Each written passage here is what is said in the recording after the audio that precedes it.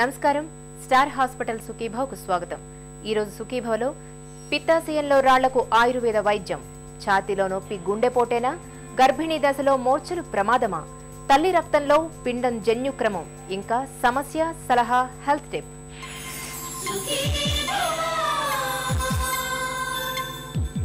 మనకు కిడ్నీలో రాళ్ల గురించి తెలుసు. కిడ్నీలో మాదిరే మన పిత్తాశయంలో అంటే గాల్ బ్లాడర్లో కూడా అప్పుడప్పుడు రాళ్లు ఏర్పడుతూ ఉంటాయి. పిత్తాశయంలో రాళ్లకు ఆహారపు అలవాట్లు గాడి తప్పడాన్నే ప్రధాన కారణంగా చెప్పుకోవచ్చు. పిత్తాశయంలో రాళ్లు ఉన్నప్పుడు పొట్టలో తరచూ తీవ్రమైన నొప్పి వస్తూ ఉంటుంది. రాళ్ల పరిమాణం చిన్నగా ఉన్నప్పుడు ఆయుర్వేద మార్గాల సాయంతో వాటిని చక్కగా కరిగించుకోవచ్చని చెబుతారు నిపుణులు. గాల్ బ్లాడర్లో రాళ్లను కరిగించే ఆయుర్వేద చికిత్స గురించి ఇప్పుడు తెలుసుకుందాం.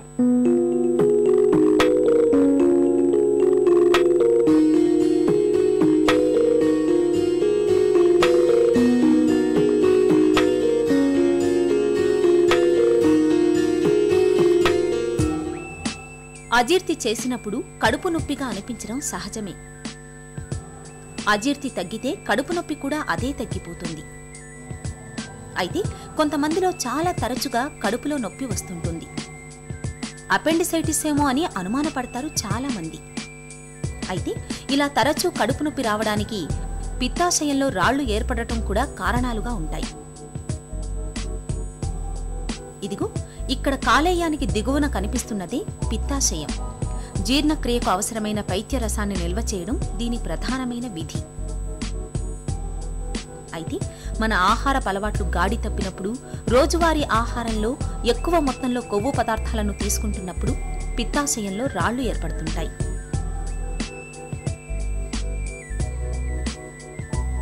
ఈ గాల్ బ్లాడర్లో దాదాపు 30 to 50 ml bile juice store చేయబడి ఉంటుంది.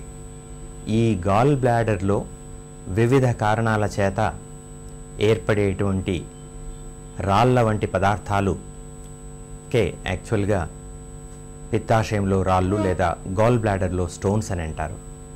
ఇవి దాదాపుగా కొలెస్ట్రాల్, బైలురిబిన్ అండ్ ఇతరత్ర అయినటువంటి స్లడ్జ్ వంటి పదార్థాలు చేరి గాల్ బ్లాడర్ లోపల రాళ్లను కలుగచేయడానికి ఆస్కారం ఉంటుంది. ఆయుర్వేదీయగతంగా కనుక తీసుకున్నట్టయితే ఈ భాగానికి పిత్తాశయ అశ్మరి అని అంటారు.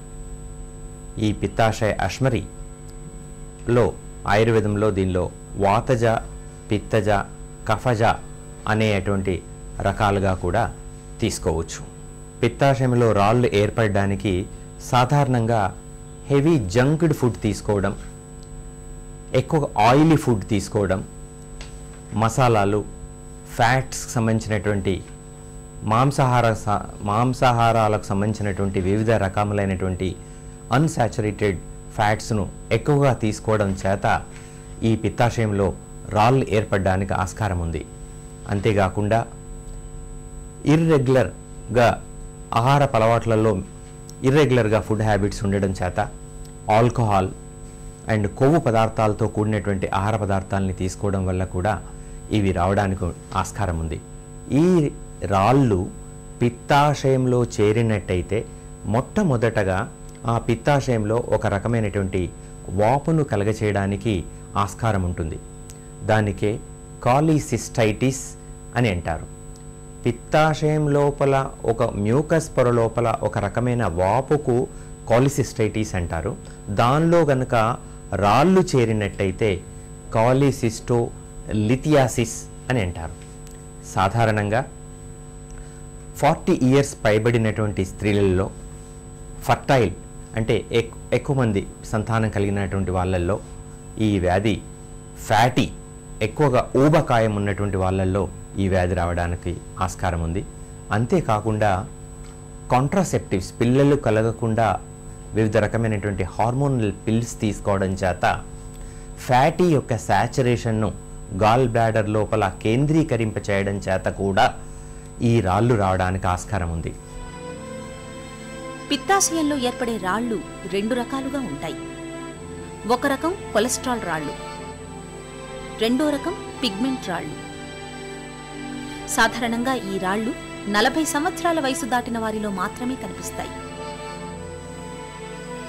కానీ ఆధునిక జీవన శైలి, కొవ్వు ఎక్కువగా ఉన్న ఆహారాల్ని ఎక్కువగా తీసుకోవడం వల్ల ఇప్పుడు చిన్న వయసు వారిలోనూ ఇలా రాళ్లు ఏర్పడుతున్నాయి. దీంతో కొవ్వు పదార్థాలను జీర్ణం చేయడం కష్టమవుతుంది. ఫలితంగా కడుపులో నొప్పి, అజీర్తి, గ్యాస్ట్రిక్ ట్రబుల్, కామెర్లు, వాంతులు, చలిజ్వరం లాంటి లక్షణాలు కనిపిస్తాయి. రోజువారీ ఆహారంలో కొవ్వు పదార్థాల్ని బాగా తగ్గించినట్లయితే పిత్తాశయంలో రాళ్లు ఏర్పడకుండా నివారించుకోవచ్చు. దీనికి సాధారణంగా ఎక్కువగా జంక్డ్ ఫుడ్ తీసుకోకపోవడం, దాదాపు నీటి శాతాన్ని 3 నుండి 5 లీటర్ల శాతం పెంచడం, తర్వాత మాంసాహారులు అయినట్టయితే మాంసాహారులు ఎండిన మాంసాన్ని తీసుకోవడం, ఈ పచ్చి మాంసం కంటే ఎండిన మాంసం తీసుకోవడం, కోడిగుడ్డు లాంటిది, ఆయిలీ ఫుడ్ లాంటిది వివర్జింపచేయడం, ఆకుకూరలు, ఫైబర్ ఉండేటువంటి ఆహార పదార్థాలని ఎక్కువగా తీసుకోవడం చేత ఈ వ్యాధిని నివారించవచ్చు.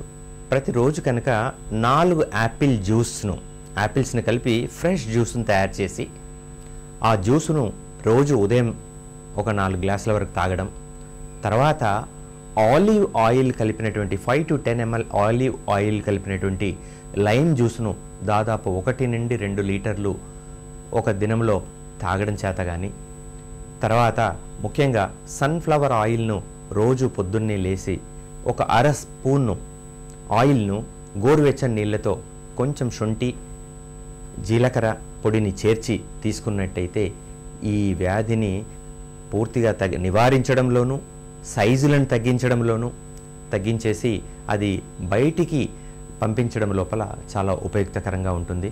ఇంకా పోతే కొన్ని చిట్కా లాంటి భూమి ఆమ్లకి చూర్ణాలని, కటుకీ చూర్ణాలని, పురణవ చూర్ణాలని సమపాలల్లో కలిపి రోజు దాదాపు 5 గ్రాముల వరకు తీసుకున్నట్టయితే ఈ వ్యాధికి చాలా ఉపయుక్తకరంగా ఉంటుందని నా అనుభవం తెలుపుతుందండి. ఆయుర్వేద పరంగా అయితే మెడికల్ ట్రీట్మెంట్ దీనికి చాలా మంచి ట్రీట్మెంట్ ఉందనే చెప్పవచ్చు. పునర్నవ మండూరము 20 గ్రామ్స్, ఆరోగ్యవర్ధిని 20 గ్రామ్స్, గుడుచి సత్వం 10 గ్రామ్స్ అండ్ త్రిఫలా చూర్ణం కానీ ఆమ్లకి చూర్ణంతో వారి ప్రకృతిని, వాళ్ళ వాత ప్రకృత, పిత్త ప్రకృత, కఫ ప్రకృత అనే విధంగా వాళ్ళకి వివిధ రకమైన బేస్ డ్రగ్ మార్చి దాదాపు 30 నుండి 40 రోజులు ఇవ్వడం ద్వారా స్లడ్జ్ ఫార్మ్లో ఉన్నటువంటి రాళ్లను పూర్తిగా నివారించడంలో తోడ్పడుతుంది. రాళ్ళు మల్టిపుల్ స్టోన్స్ కనుక ఉన్నట్టయితే వాటికి కొంత ఎక్కువ కాలం దాదాపు ఒక 40 రోజులు ఇవ్వడం ద్వారా పూర్తిగా నివారించవచ్చండి. పిత్తాశయంలో రాళ్లు ఏర్పడకుండా నివారించుకునేందుకు కొవ్వు పదార్థాల్ని, మాంసాహారాల్ని బాగా తగ్గించాలి. నూనెల వాడకంలోనూ జాగ్రత్తగా ఉండాలి. జంతు సంబంధమైన అవయవాలు, కాలేయం, గుండె, మెదడు వంటి వాటిని తీసుకోకపోవడమే మంచిది. పొట్టుతో ఉన్న గింజ ధాన్యాలు, పీచు పదార్థాలు, తాజా పండ్లు, కూరగాయలు, ఆకుకూరల్ని తరచుగా తీసుకోవాలి. ఈ జాగ్రత్తలు పిత్తాశయంలో రాళ్లను చాలా వరకు నివారిస్తాయి.